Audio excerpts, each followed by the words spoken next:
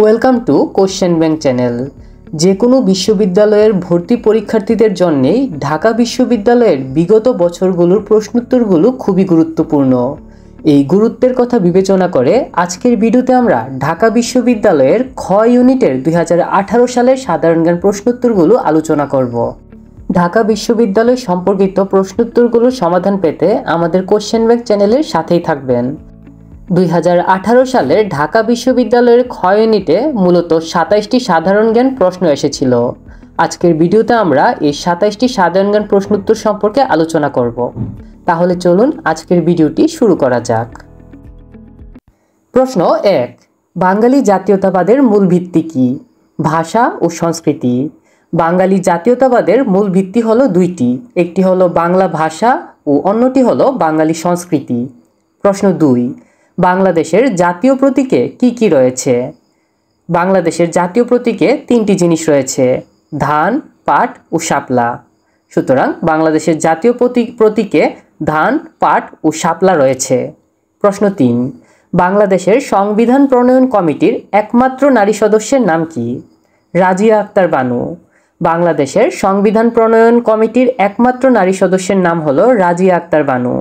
জেনে রাখা ভালো যে বাংলাদেশ সংবিধান প্রণয়ন কমিটিতে মোট 34 জন সদস্য ছিল। প্রশ্ন 4, গ্রিনল্যান্ড কোন দেশের অংশ? ডেনমার্ক। গ্রিনল্যান্ড মূলত হলো ডেনমার্কের একটি অবিচ্ছেদ্য অংশ। প্রশ্ন 5, রিফিউজি সমস্যাটি কোন সংস্থার সঙ্গে বেশি সম্পর্কিত? ইউএনএইচসিআর। রিফিউজি সমস্যাটি মূলত ইউএনএইচসিআর এই সংস্থার সঙ্গে বেশি সম্পর্কিত। ইউএনএইচসিআর এর পূর্ণরূপ হল United Nations High Commission for Refugees. এটি জাতিসংঘের একটি অঙ্গ সংস্থা। জাতিসংঘের এই অঙ্গ সংস্থাটি মূলত বিভিন্ন দেশের রিফিউজি সমস্যা সমাধানের জন্য কাজ করে থাকে। প্রশ্ন 6, জলবায়ুর উপাদান নয় কোনটি? সমুদ্র স্রোত। সমুদ্র স্রোত জলবায়ুর উপাদান নয়। প্রশ্ন 7, এসডিজি এর পূর্ণরূপ কি? Sustainable development goals. এসডিজি এর পূর্ণরূপ হলো সাস্টেইনেবল ডেভেলপমেন্ট গোলস। এর বাংলা নাম হলো টেকসই উন্নয়ন লক্ষ্যমাত্রা। টেকসই উন্নয়ন লক্ষ্যমাত্রা বা সাস্টেইনেবল ডেভেলপমেন্ট গোলস এতে 17টি লক্ষ্যের কথা বলা আছে। প্রশ্ন 8, হটস্পট প্রযুক্তির অন্তর্ভুক্ত নয় কোনটি? Cellular phone. হটস্পট প্রযুক্তির অন্তর্ভুক্ত নয় সেলুলার ফোন। প্রশ্ন 9, মুদ্রাস্ফীতির একটি বড় কারণ কি? মুদ্রার যোগান বৃদ্ধি।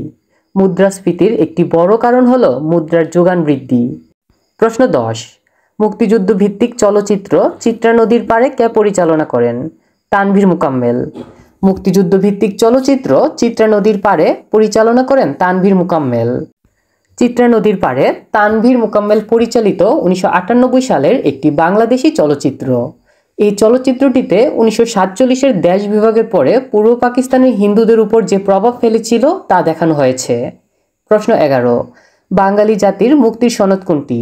6 দফা। 1966 সালে যে 6 দফার ঘোষণা করা হয় সেটি মূলত বাঙালি জাতির মুক্তির সনদ হিসেবে পরিচিত।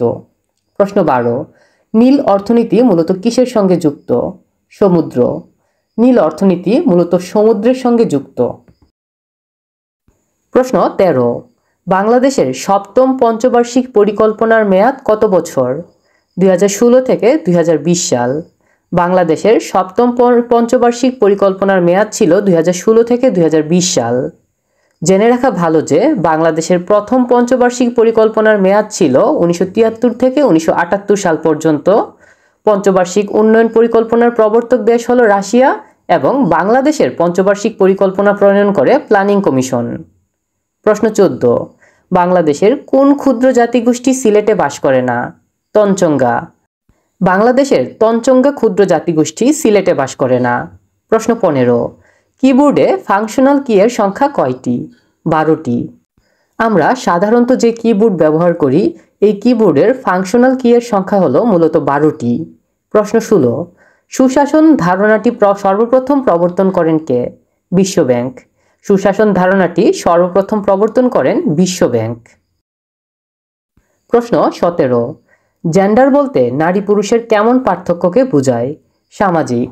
জেন্ডার বলতে মূলত নারী পুরুষের যে সামাজিক পার্থক্য আছে সেটাকে বোঝানো হয়। প্রশ্ন 18, ব্রিটেনের প্রথম পাবলিক মিউজিয়াম প্রতিষ্ঠিত হয় কোন বিশ্ববিদ্যালয়ে? অক্সফোর্ড বিশ্ববিদ্যালয়। ব্রিটেনের প্রথম পাবলিক মিউজিয়াম প্রতিষ্ঠিত হয় অক্সফোর্ড বিশ্ববিদ্যালয়ে। প্রশ্ন 19, 2019 সালের বিশ্বকাপ ক্রিকেটে প্লেয়ার অব দ্য টুর্নামেন্ট নির্বাচিত হন কে? Kane Williamson. জেনে রাখা ভালো যে সম্প্রতি বা লেটেস্ট যেটা বলা যায় প্রশ্নে পরীক্ষায় আসতে পারে সেটি হলো 2023 সালের বিশ্বকাপ ক্রিকেটে প্লেয়ার অব দ্য টুর্নামেন্ট নির্বাচিত হন কে? 2023 সালের বিশ্বকাপ ক্রিকেটে প্লেয়ার অব দ্য টুর্নামেন্ট নির্বাচিত হন বিরাট কোহলি। প্রশ্ন 20, রাষ্ট্রের সর্বোচ্চ আইন কোনটি? সাংবিধানিক আইন। রাষ্ট্রের সর্বোচ্চ আইন হলো সাংবিধানিক আইন। 1971 সালে বাংলাদেশ স্বাধীন হওয়ার পর 1972 সালের 16 ডিসেম্বর বাংলাদেশের জন্য একটি সংবিধান প্রস্তুত করা হয়। বাংলাদেশের সংবিধানের মূলত 4টি মূলনীতি রয়েছে। এই মূলনীতি 4টি হলো সমাজতন্ত্র, গণতন্ত্র, জাতীয়তাবাদ ও ধর্মনিরপেক্ষতা। আর বাংলাদেশের সংবিধানে 153টি অনুচ্ছেদ ও 7টি তফসিল রয়েছে। প্রশ্ন 21, ঐতিহাসিক স্থান কারবালা কোথায় অবস্থিত? ইরাক। ঐতিহাসিক স্থান কারবালা ইরাক দেশটিতে অবস্থিত। 22, জাতিসংঘ উন্নয়ন কর্মসূচির মানব উন্নয়ন সূচকে বিশ্বের শীর্ষ দেশ কোনটি? নরওয়ে। জাতিসংঘ উন্নয়ন কর্মসূচির মানব উন্নয়ন সূচকে বিশ্বের শীর্ষ দেশ হল নরওয়ে। প্রশ্ন 23, মুক্তিযুদ্ধের স্মারক শিখা চিরন্তন কোথায় অবস্থিত? সোহরাওয়ার্দী উদ্যান। মুক্তিযুদ্ধের স্মারক শিখা চিরন্তন সোহরাওয়ার্দী উদ্যানে অবস্থিত।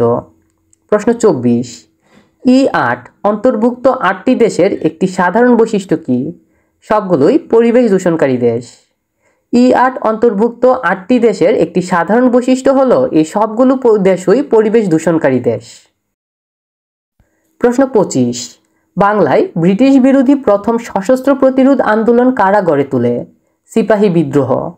বাংলায় ব্রিটিশ বিরোধী প্রথম সশস্ত্র প্রতিরোধ আন্দোলন গড়ে তোলে সিপাহী বিদ্রোহীরা।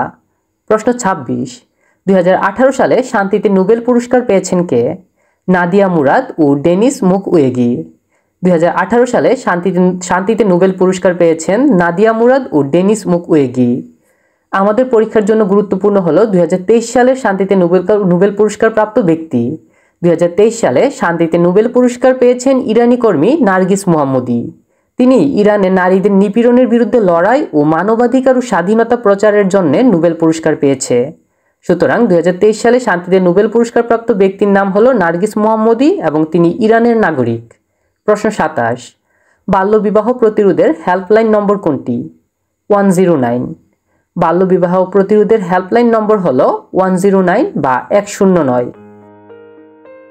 আজকের ভিডিওটিতে আমরা মূলত ঢাকা বিশ্ববিদ্যালয়ের খ ইউনিটের 2018 সালের 27টি সাধারণ জ্ঞান প্রশ্নোত্তর নিয়ে আলোচনা করেছি।